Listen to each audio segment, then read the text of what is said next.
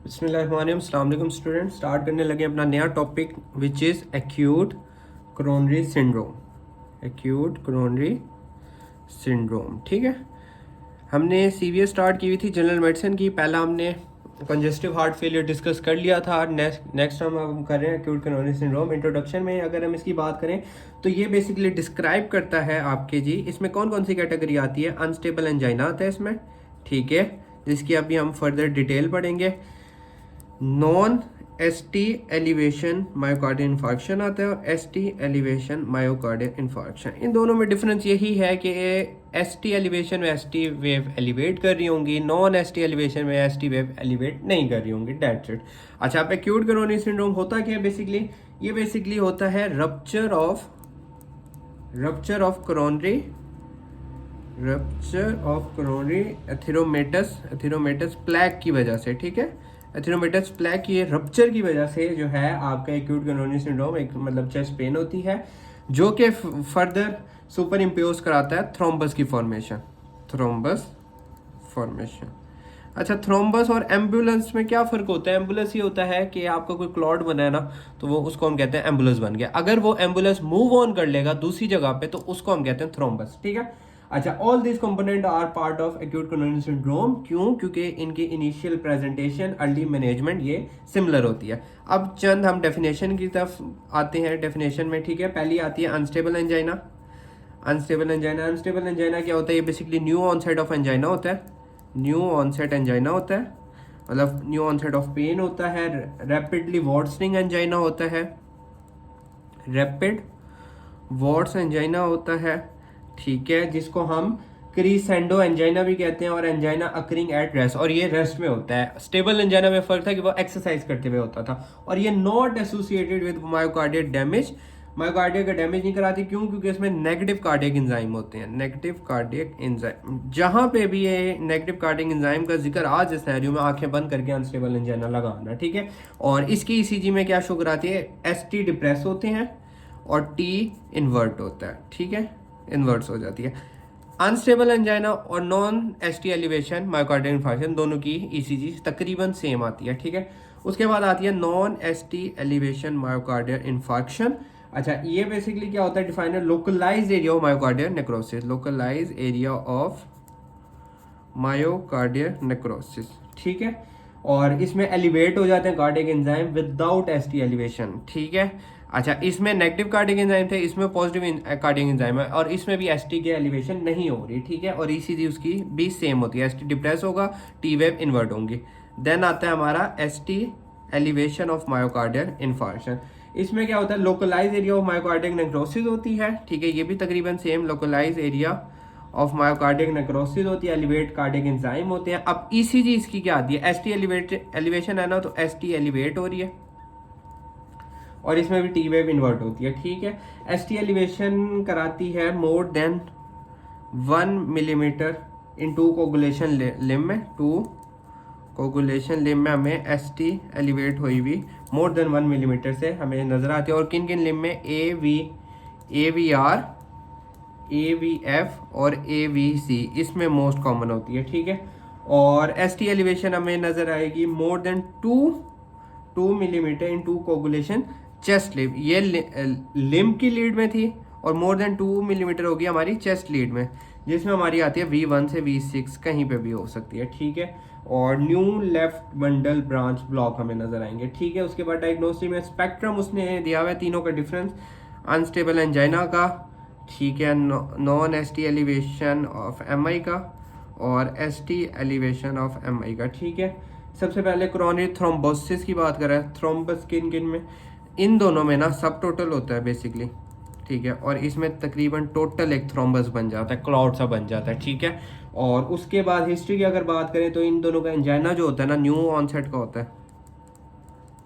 New onset का angina होगा और, ठीक है, न्यू और एंजाइना अकर होगा मतलब 30 मिनट की ड्यूरेशन में, ठीक है। और ये होगा मोर देन 30 मिनट की ड्यूरेशन में, ठीक है। इन दोनों में वही S T depress, T invert, और इसमें एस टी एलिवेट कर रहा होता है, ठीक है। और कार्डिक एंजाइम्स की बात करें तो अनस्टेबल में मैंने कहा था नेगेटिव होते हैं, बाकी दोनों में पॉजिटिव होते हैं कार्डिक एंजाइम, ठीक है। ये फर्दर एक डिफरेंस आ गया इन दोनों का, तीनों का, ठीक है। उसके बाद अब हम अगर पेन की बात करें ना, तो हमें क्या क्या सिम्टम नज़र आते हैं। चेस्ट पेन जो होता है अच्छा इसकी हिस्ट्री में क्या होगा, उसको पेशेंट को चेस्ट पेन था, ठीक है। रेट्रोस्टेरनल वही रेडिएट कर रहा होगा आपकी जान में, जॉ, आर्म और नेक, ठीक है। और चेस्ट पेन एसोसिएट कर रहा होता है ब्रेथलेसनेस, ठीक है, वॉमिटिंग और कोलैप्स के साथ, ठीक है। ये हो गया। उसके बाद जो चेस्ट पेन होता है मोर सवेयर होता है, मोर सवेयर टू एंजाइना, ठीक है। चेस्ट पेन डिस्क्राइब, अच्छा उसमें पेशेंट कहता है जी उसको टाइटनेस सी हो रही है चेस्ट में, हैवीनेस सी हो रहा है, ठीक है।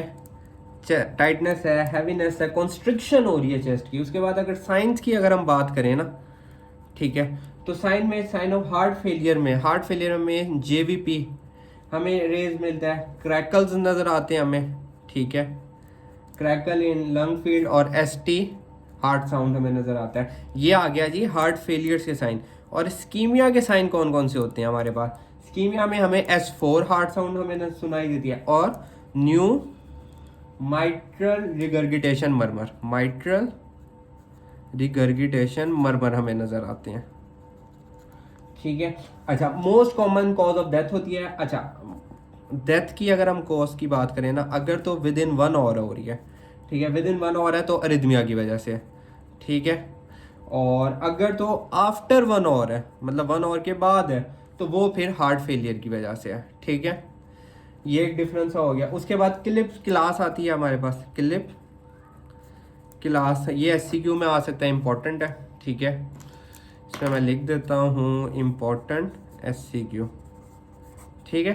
अच्छा क्लिप क्लास में ना उसने 4 क्लासिफिकेशन में उसने किया है कि क्लास 1 होती है, 2 होती है, 3 होती है और 4 होती है। 1 में उसने कहा कोई हार्ट फेलियर नहीं होता, नो हार्ट फेलियर, और इसका 6% मोर्टिलिटी रेट होता है। क्लास 2 में उसने कहा crackle audible half way up the chest होता है, crackle sorry crackle audible half way up chest, ठीक है,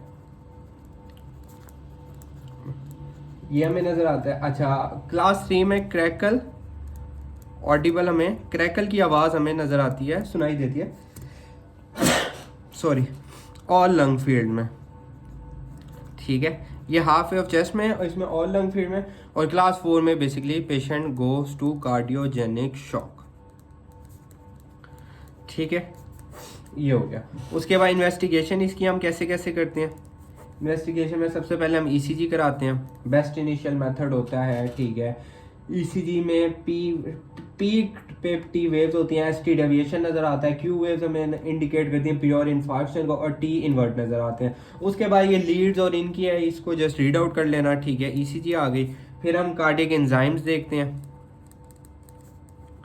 कार्डियक एंजाइम में बेसिकली हमें क्या, अनस्टेबल एंजाइना में कोई राइज नहीं होता कार्डियक एंजाइम का, MI में ना मायोकार्डियल इन्फार्क्शन, दोनों में राइज होता है कार्डियक एंजाइम का। और एंजाइम कौन कौन से होते हैं, क्रेटिनिन काइनेज और ट्रोपोनिन,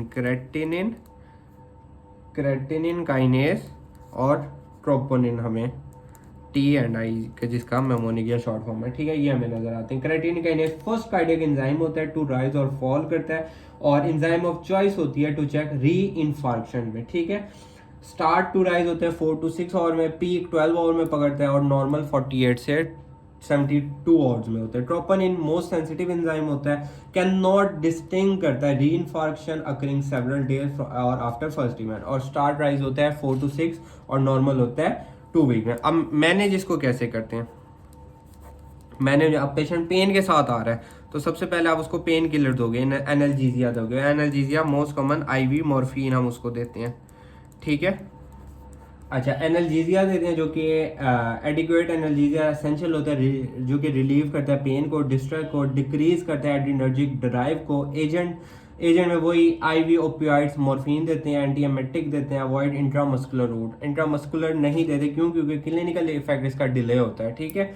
उसके बाद एनाल्जीजिया के अलावा हम उसको एंटी थ्रोम्बोटिक थेरापी कराते हैं, एंटी थ्रोम्बोटिक थेरापी हम पेशेंट की कराते हैं, ठीक है, जिसमें हम एस्पिरिन देंगे, ठीक है। एंटी थ्रोम्बोटिक में सबसे पहले हमारा आता है जी क्या नाम है, एंटी प्लेटलेट्स थेरापी कराएंगे। एंटी प्लेटलेट में हमारी एस्पिरिन मोस्ट कॉमन, ठीक है, ये 300 mg सिंगल ओरल डोज देते हैं, फॉलोड बाय 75 mg इंडिफाइंडली। फिर हम P2Y12 ADP रिसेप्टर जिसमें आपकी क्लोपिडोग्रल ये देते हैं, टिकाग्रिरोल देंगे, अच्छा इसके सॉरी नाम बहुत मुश्किल है, प्रेसग्रल देंगे, क्लोपिडेग्रल, टिकाग्रिरोल और प्रेसग्रल ये देंगे।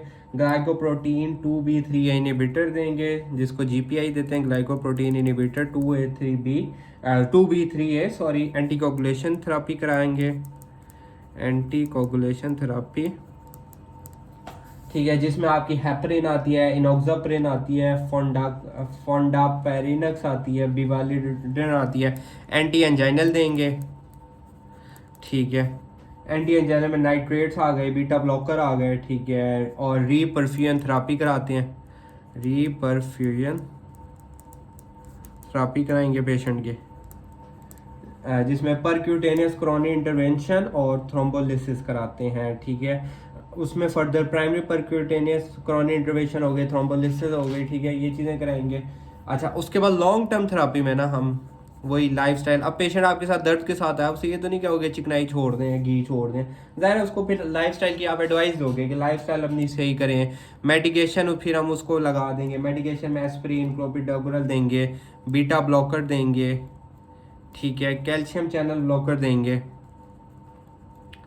ठीक है, नाइट्रेट्स देंगे, ठीक है, स्टैटिन देंगे और एस इनहिबिटर देंगे, ठीक है, और इम्प्लांटेबल कार्डियक डिफिब्रिलेशन कराएंगे। कॉम्प्लिकेशन क्या क्या करा सकता है, एरिथमिया कराएगा, ब्रेडिकार्डिया करा सकता है, राइट वेंट्रिकुलर इन्फॉर्क्शन कराएगा, ventricular free valve rupture of papillary muscle, inter ventricular sceptre rupture कराएगा, पेरिकार्डाइटिस कराएगा, ठीक है। अच्छा, उसके बाद इसका इमरजेंसी मैनेजमेंट की समरी में क्या बेसिकली एक मेमोनिक आता है इसका, जिसको हम कहते हैं मोनोथेरापी, ठीक है, हम पेशेंट की मोनोथेरापी कराते हैं। मोनोथेरापी में सबसे पहले M से मॉर्फिन हो गई, ठीक है, O से ऑक्सीजन, ठीक है, ऑक्सीजन नेजल कैनोला देंगे, N से नाइट्रेट उसको देते हैं, ठीक है, A से वही एस्पिरिन, या आपकी आ गई क्लोपिडोग्रल, एस्पिरिन या क्लोपिडोग्रल हो गए। इन्वेस्टिगेशन में हम उसकी CBC कराएंगे, बायोकेमिस्ट्री ग्लूकोज कराएंगे, 12 लीड से ECG कराएंगे, बीटा ब्लॉकर कराएंगे और अल्टरनेटिव ग्रिप थ्रोम्बोलिसिस। तो ये आज की वीडियो थी, होप सो आपको समझ आई होगी। अगर कोई चीज़ ना समझ आई, you can ask me in comment section. Thank you so much.